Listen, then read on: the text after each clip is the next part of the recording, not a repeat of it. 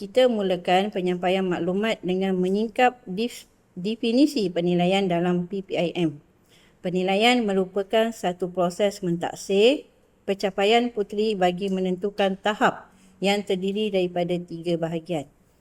Tahap yang pertama ialah keupayaan. Tahap ini akan menilai ahli-ahli PPIM di dalam keupayaan, memimpin, mengurus dan melibatkan diri di dalam aktiviti PPIM. Tahap yang kedua adalah kefahaman. Ini adalah untuk menilai kefahaman ahli PPIM berkaitan dengan ilmu yang diterapkan di dalam kurikulum PPIM. Tahap yang ketiga ialah kekuatan. Ini adalah untuk menilai ahli-ahli PPIM di dalam kebolehan untuk menguruskan kejayaan dan kecemerlangan yang diperolehi oleh ahli-ahli PPIM. Tafsiran penilaian dalam PPIM diselaraskan dengan PAJSK KPM. Untuk slot ini, kita akan memahami tentang konsep penilaian PPIM.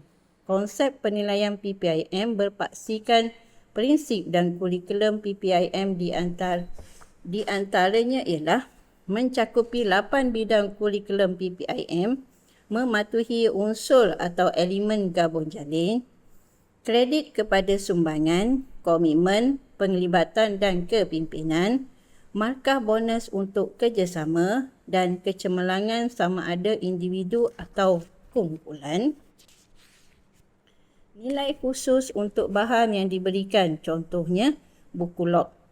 Slot ini juga kita akan melihat tentang objektif penilaian dalam PPIM, antaranya ialah menilai taraf pencapaian dalam kurikulum PPIM, menilai penguasaan kemahiran dalam PPIM, menilai kebolehan ahli PPIM mengurus dan menjalankan aktiviti, kebolehan mengenal pasti kelemahan dan cara mengatasinya, memupuk dan menyuburkan sifat positif, kebolehan dan keterampilan diri ahli sebagaimana dalam kurikulum PPIM, keberkesanan pengajaran dan pembelajaran. Kita beralih kepada teknik menilai yang digunakan di dalam membuat penilaian. Teknik yang pertama adalah penilaian secara lisan dan bersemuka. Teknik yang kedua adalah penilaian melalui bahan-bahan yang dihasilkan oleh ahli-ahli PPIM. Teknik yang ketiga ialah menilai laporan projek yang dihasilkan oleh ahli-ahli PPIM. Teknik lain adalah melalui penilaian buku log yang merupakan bahan wajib dihantar oleh ahli-ahli PPIM. Teknik menilai melalui pemerhatian juga dilakukan, contohnya ketika tata cara dan aktiviti yang memerlukan tunjuk cara. Penilaian juga boleh dibuat dengan menggabungkan teknik-teknik di atas, contohnya teknik lisan dengan praktikal. Aktivitinya contoh tata cara berwuduk. Penilaian tahap sekolah rendah ialah puteri bongsu cemerlang dan penarapan tertinggi puteri Kaisha. Bagi sekolah menengah pula, puteri bongsu bagi ahli puteri yang tidak dinilai di peringkat sekolah rendah, puteri kecil, puteri tengah, puteri sulung cemerlang dan penarapan tertinggi puteri Az-Zahra.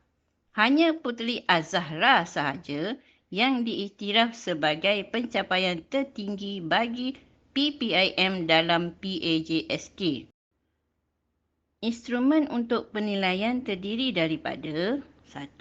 Buku log, 2. Rekod penilaian tahap, 3. Sisipan buku log, 4. Hasil-hasil daripada aktiviti PPIM, 5. Hasil penulisan, 6. Hasil aktiviti luar iaitu laporan, 7. Lain-lain yang berkaitan. Itu saja untuk bahagian penilaian kepada penilaian PPIM. Tajuk seterusnya adalah pelaksanaan penilaian di sekolah yang akan disampaikan dalam video yang seterusnya. Sekian, terima kasih.